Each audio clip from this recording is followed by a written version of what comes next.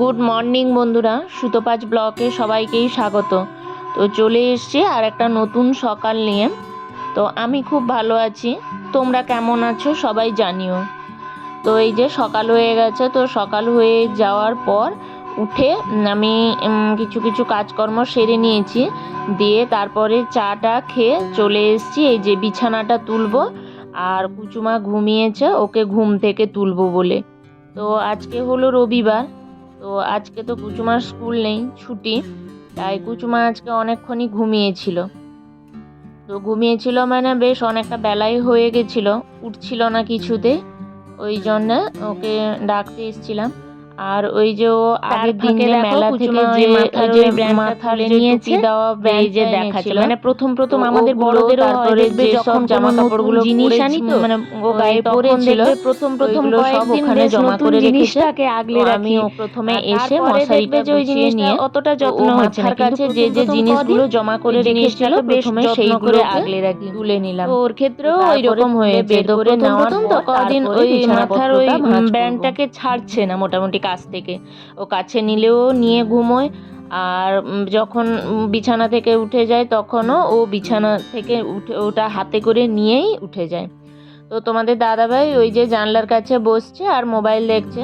তো চাটা খাওয়া হয়ে গেছে, আর কুচুমা বলছে এই যে প্রচণ্ড ঠান্ডা এই সব কথা বলছে। আর ও একটা ওই যে রং পটানো যে চৌকো মতো করে খেলনাগুলো হয়, আমি ওর নামটাও সঠিকভাবে জানি না। তো ওইগুলো ও আর তোর পাপা নিয়ে খেলছিল বিছানায়, কিন্তু ওটা ওই বিছানার মধ্যে ঢুকে যাওয়ার জন্য আর খুঁজে পাইনি। তো আগের দিন রাত্রে এটা হয়েছিল, আর তার আগের দিন আমি ওই যে ব্ল্যাঙ্কেটটা তুলে নিলাম, ভিজিয়ে রেখেছিলাম, মানে প্রতিদিনই ছোলা ভিজানো হয়, ওটা আগের দিন একটু বেশি করে ছোলা ভিজিয়ে রেখেছিলাম। ওটা পেয়ে তার বাবাকে ছোলাগুলো এই দেখো এটা সকালে সেদ্ধ করে, তো যাই হোক বিছানাটা ফোড়ন দিয়ে ভাজবো, দিলে মুড়িতে সবাই খাবে ওই জন্যে। তো এই যে ছোলাগুলো ভিজিয়ে রেখেছি, কিন্তু তার সাথে একটু আলু দিলে খেতে ভালো লাগে। তো আলুটাকেও চৌকো চৌকো করে কেটে নিয়ে একসঙ্গে ছোলা আলু প্রেসার কুকারের মধ্যে দিয়ে সেদ্ধ করে নিয়ে, তারপরে হালকা একটু নুন দিয়ে তো সেদ্ধ করে নেওয়ার পর ওটা পেঁয়াজ লঙ্কা কাঁচা লঙ্কা চিড়ে আর জিরা ফোড়ন এগুলো দিয়ে একটু কড়াতে বেশি করে একটু তেল দিয়ে ভেজে নিয়ে এলে তারপর মুড়িতে মাখিয়ে খেতে কিন্তু ভালো লাগে। তাই ওই জন্যে আমি রবিবার আছে দেখে ওই জন্যে ছোলাটা আগের দিন রাত্রে ভিজিয়ে রেখেছিলাম, তো সবাই খাবে বলে। তো যাই হোক আমার আলুটাও কাটা হয়ে গেছে, আর আলু কেটে নেওয়ার পর ছোলাগুলো মানে ভালো করে কলের জলে ধুয়ে নিয়েছি। তো আগের দিন রাত্রে যতই ভিজানো থাকুক না কেন, যতই ধুয়ে রাখি না কেন, তাও ছোলা ভিজে যাওয়ার পর দেখবে যে এরকম একটা কাদা কাদা জল বেরোয়। তো আমি ছোলা আর আলু ভালো করে ধুয়ে নিয়েছি। তো ধুয়ে নিয়ে এখন এই যে প্রেসারে দিব। তো অনেকটাই বেশ দেরি হয়ে গেছে, আর অনেকটাই বেলা হয়ে গেছে, তো তাড়াহুড়ো করছে সবাই টিফিন খাবে বলে। তাই জন্য আমিও তাড়াতাড়ি করে ছোলা আলুটা সেদ্ধ করতে বসিয়ে দিলাম। আর আজকে কি হয়েছিল, সকালে যে চা করেছিলাম, তো সকালে চা করার পর এক্সট্রা একজন খেয়েছিল, মানে বাইরের লোক একজন এসেছিল চা খেয়েছিল।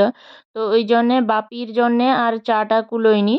আর বাপি তখন চাটা খাননি, যেহেতু লিকার চা খেয়েছিলেন ওই জন্য আর দুধ চা খেয়েছিলাম না। তাই জন্যে এই যে পাশে বাপির জন্য চাটা বসিয়ে দিয়েছিলাম, আর এপাশে ছোলাটা বসিয়ে দিয়েছিলাম।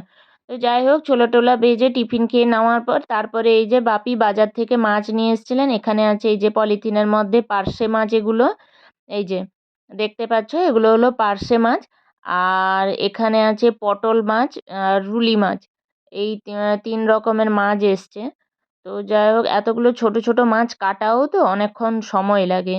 তো মাছ টাছগুলো মাই কেটে দেন বেশি, তো মা ওখানে বসে টিফিন আরও খেয়ে নেওয়ার পর মা মাছ কাটছিলেন, আর কুচুমা এই যে ওখানে দাঁড়িয়েছিল, দাঁড়িয়ে দেখছিল।